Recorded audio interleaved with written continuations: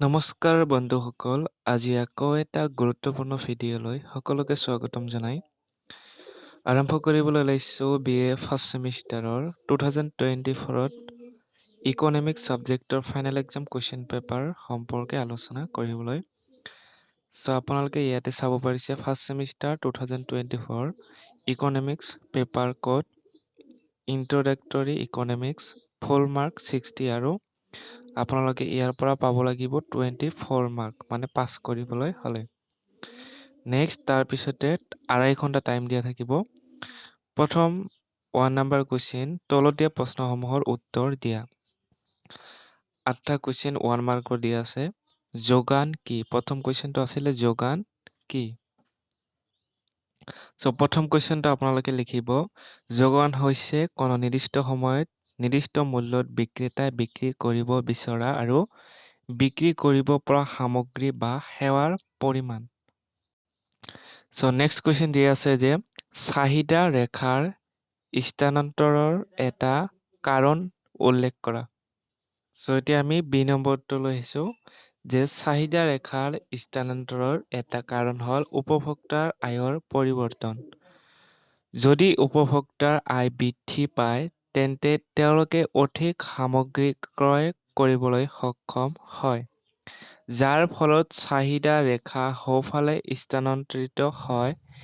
ইয়াৰ ফলত বা ইয়াৰ বিপৰীতে যদি আয় হ্ৰাস পায় তেন্তে চাহিদা ৰেখা বাওঁফালে স্থানান্তৰিত হয়। এতিয়া আমি নেক্সট চি নম্বৰ কুৱেশ্যন লৈ আহিছোঁ। Choose the correct answer.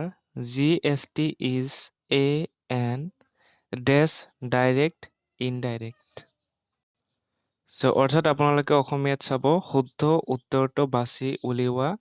GST হৈছে এটা ডেছ প্ৰত্যক্ষ আৰু পৰোক্ষ কৰ। কাৰেক্ট এনচাৰ যদি আমি চাওঁ তেনেহ'লে এইটো হ'ব পৰোক্ষ। GST হৈছে এটা পৰোক্ষ কৰ। নেক্সট আমি ডি নম্বৰলৈ আহিছোঁ। ডি নম্বৰ দিয়া আছে যে আদাম স্মিথৰ মতে কৰৰ এটা গুণ বা বৈশিষ্ট্য কি? আপোনালোকে লিখিব যে আদাম স্মিথৰ মতে কৰৰ এটা গুণ বা বৈশিষ্ট্য হ'ল সমতাৰ নীতি। এইটো নীতি অনুসৰি দেশৰ নাগৰিকসকলে তেওঁলোকৰ উপাৰ্জনৰ অনুপাতত চৰকাৰক কৰ দিব লাগে। তাৰপিছতে নেক্সট ই নম্বৰটো দিয়া আছে যে fill in the blank. NDP at factor cost is dash domestic income national income. খালী ঠাই পূৰ কৰা উপাদান ব্যয়ত NDP হৈছে ডেছ ঘৰুৱা আয় আৰু ৰাষ্ট্ৰীয় আয়। আপোনালোকৰ এনচাৰটো হ'ব ঘৰুৱা আয়। Next F number x anti সঞ্চয় কি? What is x anti saving? আপোনালোকে লিখিব এক্স এণ্টি সঞ্চয় হ'ল বিনিয়োগকাৰীসকলে ভৱিষ্যতে কৰিব বিচৰা বা পৰিকল্পনা কৰা মুঠ সঞ্চয়। ই এটা নিৰ্দিষ্ট সময়ৰ বাবে ব্যক্তিগত খণ্ডই বিচৰা বা কৰিব বিচৰা সঞ্চয়ৰ পৰিমাণ বুজায়। এতিয়া আমি যি নম্বৰলৈ আহিছোঁ। শুদ্ধ নে অশুদ্ধ? যেতিয়া চাহিদা সম্পূৰ্ণভাৱে অস্থিতিস্থাপক হয় তেতিয়া চাহিদাৰ স্থিতিস্থাপকতা শূন্য হয়। এইটো আপোনালোকৰ এনচাৰটো হ'ব শুদ্ধ হ'ব। এইটো শুদ্ধ হ'ব। যি number answer is right. Next question, শেষৰ কুৱেশ্যনটো দিয়া আছে। What is the main cause of unemployment according to Keynes? কেইনছৰ মতে নিবনুৱা সমস্যাৰ মূল কাৰণ কি? আপোনালোকে এনেধৰণে লিখিব পাৰে যে কেইনছৰ মতে নিবনুৱা সমস্যাৰ মূল কাৰণ হৈছে দেশৰ জনসংখ্যা বৃদ্ধি, যিটোৱে সীমিত নিয়োগৰ সুযোগৰ ওপৰত ভীষণ চাপ সৃষ্টি কৰে। বিশেষকৈ কৃষিৰ বাহিৰৰ কামত এই সমস্যাৰ ফলত মানৱ সম্পদৰ অপচয় হয় আৰু দৰিদ্ৰতা বাঢ়ে, যাৰ ফলত অৰ্থনৈতিক উন্নয়নৰ চক্ৰত আবদ্ধ হয়। কেইনৰ দৰ্শনৰ কিছু মূল কথা জনসংখ্যা বৃদ্ধি, চাহিদাৰ অভাৱ ইত্যাদি। এই ধৰণে আপোনালোকে লিখিব।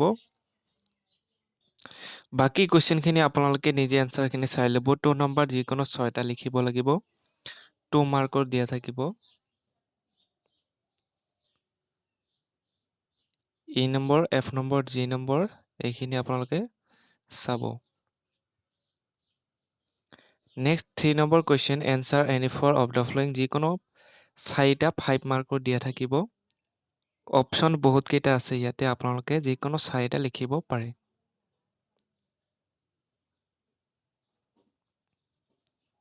তাৰপিছতে আমি কুৱেশ্যন নম্বৰ 4 লৈ আহিছোঁ। Answer any 2 of the flowing questions, অৰ্থাৎ 10 মাৰ্কৰ 2টা লিখিব লাগিব। ইয়াতে বহুতকেইটা দিয়া আছে।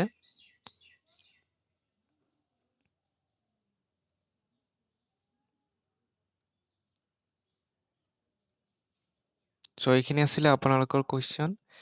গতিকে ভিডিঅ'টো ভাল লাগিলে শ্বেয়াৰ কৰিব, লাইক কৰিব আৰু চেনেলটো ছাবস্ক্ৰাইব কৰি ল'ব।